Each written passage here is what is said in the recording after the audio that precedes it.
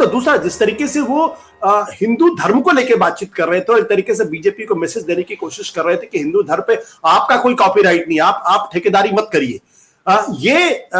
कुछ समय पहले तक लोग ये कह रहे थे कि आप बीजेपी के पिच पे नहीं खेलना चाहिए, आरएसएस के पिच पे नहीं खेलना चाहिए, वो तो हिंदू उनकी पिच है, उनका मेन स्ट्रीम है, और अगर आप उस पर खेलेंगे तो आपको उल्टा पड़ जाएगा। यहां तो कुछ उल्टा होता हुआ दिखाई पड़ा। शीतल जी,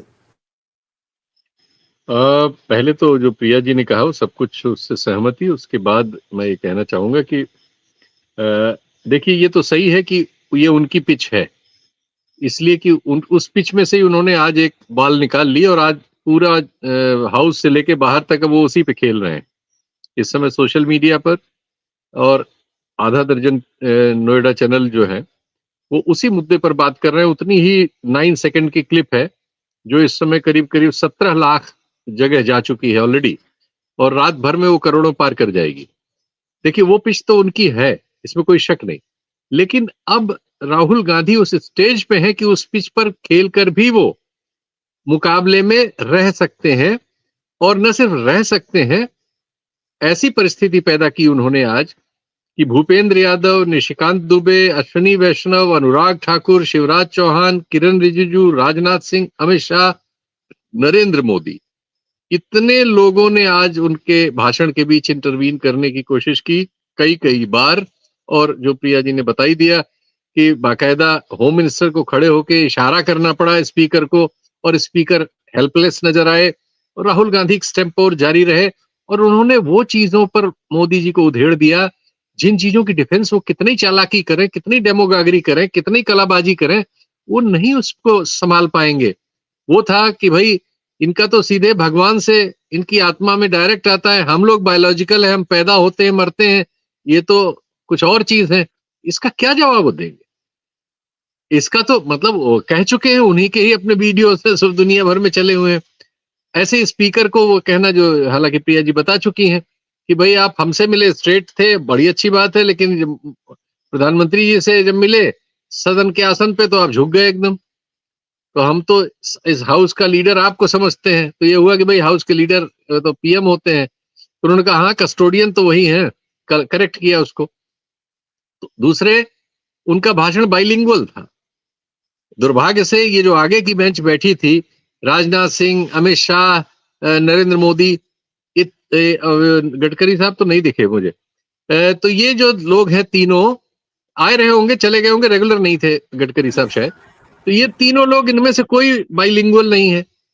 तो मतलब उस तरह से भी आप कह सकते हैं कि लीडर अपोजिशन ने एक ऐसी लकीर पे खड़ा कर दिया है जिसपे कलाबाजियां करेंगे। मोदी जी अच्छे वक्ता हैं, वो इन चीजों में से कुछ चीजें निकाल के लाएंगे, लेकिन जो पर्सनल चीजें उन पे चली गई, जो इलेक्शन में बच गए थे, जिससे वो, चूंकि कहीं आमना सामना हुआ नहीं, कोई अमेरिका की तरह वैसी स्पीच वगैरह हमारे यहाँ होती नहीं है, कुछ प्रयास जो किया था एनराम और लोकुर वगैरह ने, उस पे वो मेटेरियलाइज नहीं हुआ, तो वो चीज रह गई थी। आज राहुल गांधी ने उस सब को कंसोलिडेट करके और पीट दिया, और उन मुद्दों को भी टच कर दिया जिनकी सफाई दी सरकार ने। जैसे अग्निवीर का मुद्दा है, अग्निवीर का मुद्दा किसान बेल्ट में पूरा राजस्थान से लेके पश्चिमी उत्तर प्रदेश तक उसका असर है, और सरकार कितनी ही सफाई दे, उसके डिटेल्स हैं सबके पास कि जो अग्निवीर है 4 साल में आप उसको निकाल देते हैं, उसके बाद ना उसको कैंटीन की फैसिलिटी मिलती है, पेंशन नहीं मिलती, ये सब चीजें हैं डिटेल।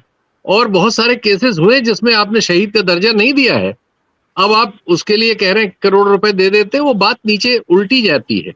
तो इस सरकार के लिए निश्चित तौर पर इसे डिफेंस लेस कर दिया आज के भाषण में उन्होंने, काफी बुरी तरह से कर दिया।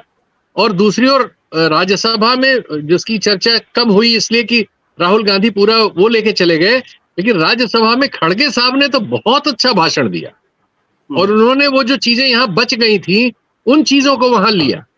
उन्होंने लिया कि आप जो है ओबीसी, दलित और इन सब की हकमारी कर रहे हैं।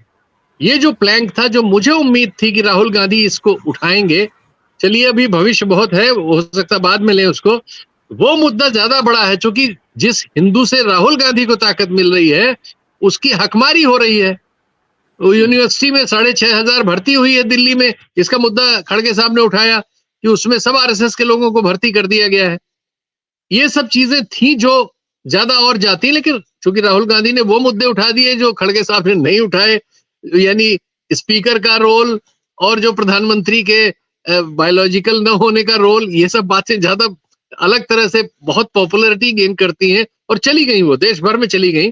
और देखिए जो बीजेपी आरएसएस और इनका इको चैम्बर कर रहा है कि उन्होंने वो 9 सेकंड की वायरल की है, तो उसका जवाब सोशल मीडिया पे मैं देख रहा हूं कि धड़ाधड़ बहुत सारे लोग अब समर्थक राहुल गांधी के हो गए हैं।